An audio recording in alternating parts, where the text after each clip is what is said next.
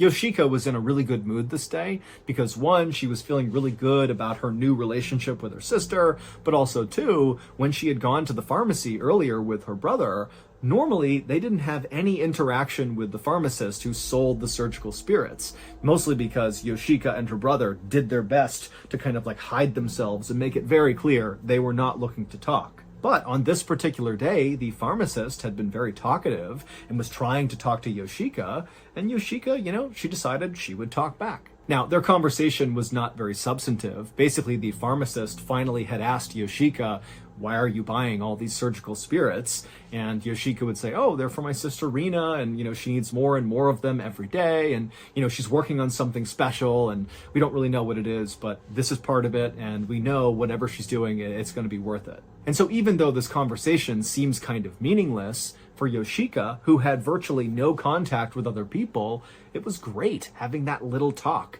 And so when she came home, she just felt ready to do something special for Rina. And so after Yoshika and Takahiro had left Rina's bedroom after applying these surgical spirits, Yoshika went to go give Rina her surprise. And so Yoshika, she walked over to the family piano that was not far from Rina's bedroom door. And Yoshika, she was nervous, but she sat down on the bench and she opened up the lid and she placed her fingers on the keys. Yoshika's big surprise was she was going to play a song called The Waltz of the Flowers, which is a famous piece of classical music that was inspired by the composer's love for his sister. And so Yoshika thought this was the perfect song to finally play in this house for Rina. She'll see that I love her so much. And so Yoshika, she began to play the song, and as she did, she was constantly listening to see if Rina would start banging on something to tell Yoshika to stop.